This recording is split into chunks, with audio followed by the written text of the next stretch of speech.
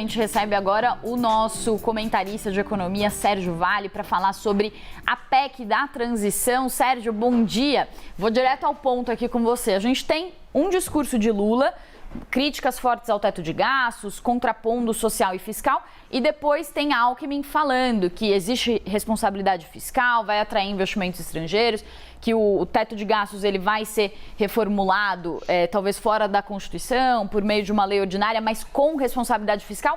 Qual que é o discurso que você acha que vai prevalecer daqui para frente? O que de fato vai acontecer? Bom dia, Pri. Bom dia, Thaís.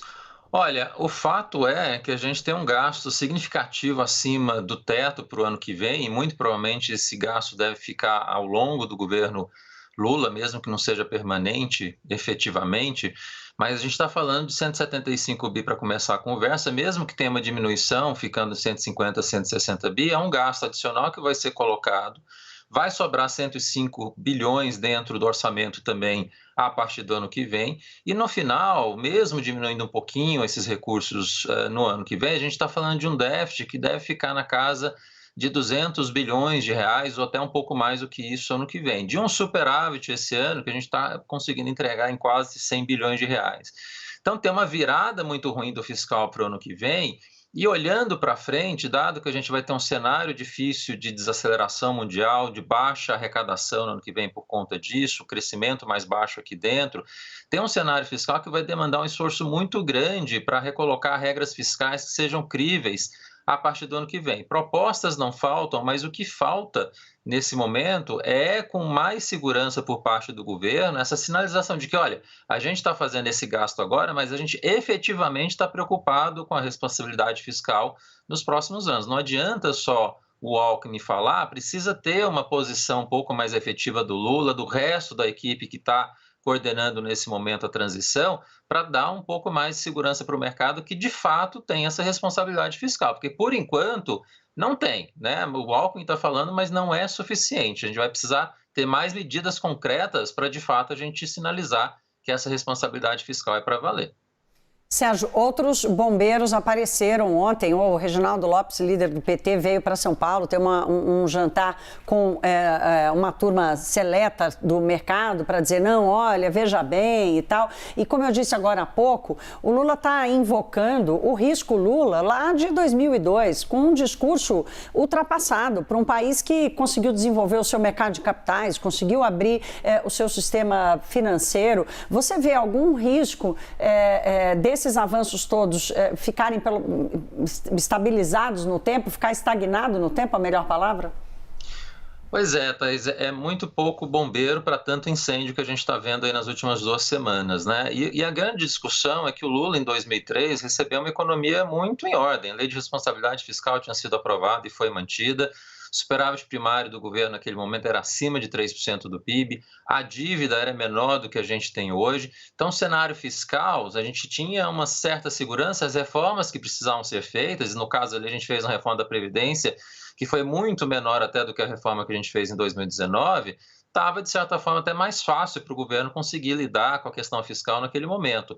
Agora a situação é muito mais difícil, né? Sai de um resultado de uma dívida mais complicada, dessa discussão em relação à regra do teto, e por conta disso precisaria ter um sinal mais claro por parte do governo com essa responsabilidade fiscal. O risco todo que se tem é por conta das questões sociais que são meritórias, que são necessárias. A discussão mundial também nos últimos 20 anos mudou, né, Thaís e Priscila? 20 anos atrás a questão fiscal era muito mais premente, o mundo inteiro, os organismos internacionais, os bancos de investimentos tinham uma pressão muito grande em cima dessa questão fiscal. Por conta da crise de 2008, por conta da pandemia, a questão fiscal mudou um pouco de patamar. Hoje é uma percepção que você pode gastar mais. Mas, no nosso caso, dado que a gente tem uma dívida muito elevada, a taxa de juros também é muito elevada, a gente não tem essa licença para gastar. E, às vezes, passa essa ideia por parte do governo que, sim, a gente tem essa licença e a gente não tem. Então, essa discussão, esse dilema todo vai permanecer no ano que vem e sai um pouco dessa questão do macro apenas, né, Thaís? Como você lembrou, não é só por aí. A gente tem uma economia hoje que se modernizou em outras frentes.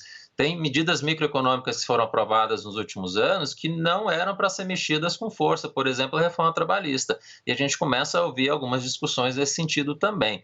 Então, acho que assim, tem um início de governo, de transição, que está um pouco complicado, que o governo precisa se encontrar rapidamente nessa questão da responsabilidade fiscal, finalmente. E Sérgio, você, outros economistas já vinham falando que seria preciso, de fato, mexer no teto de gastos, né? Que é uma regra que deixa o nosso orçamento muito engessado. Qual seria uma possível solução, uma regra fiscal que funcionasse bem, contemplando o social? Porque houve muitas críticas, mas o presidente eleito Lula está certo quando diz que o social ficou um pouco de lado, que a gente precisa avançar nesse sentido. Então, qual que seria a medida certa em termos de responsabilidade fiscal? Avançar no social é necessário, Pri, mas a questão toda que se tem discutido faz sentido você colocar todo o Auxílio Brasil, Bolsa Família, fora da regra do teto?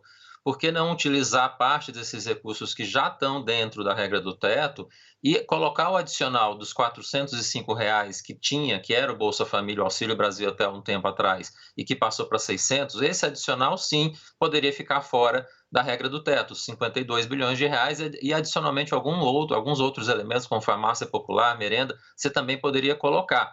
Mas isso daria em torno de 70, 80 bilhões de reais. Mas fora disso, não dá. Essa é a grande discussão que a gente tem hoje. Sérgio Vale, nosso comentarista de economia aqui na CNN, obrigada, boa sexta-feira e até alguns dias, viu, Sérgio? Que eu tô saindo de férias. Você cuida da lojinha com a Priscila aqui. Ajuda a Pri. Boas férias, Thaís. Bom trabalho para vocês aí, até semana que vem, então.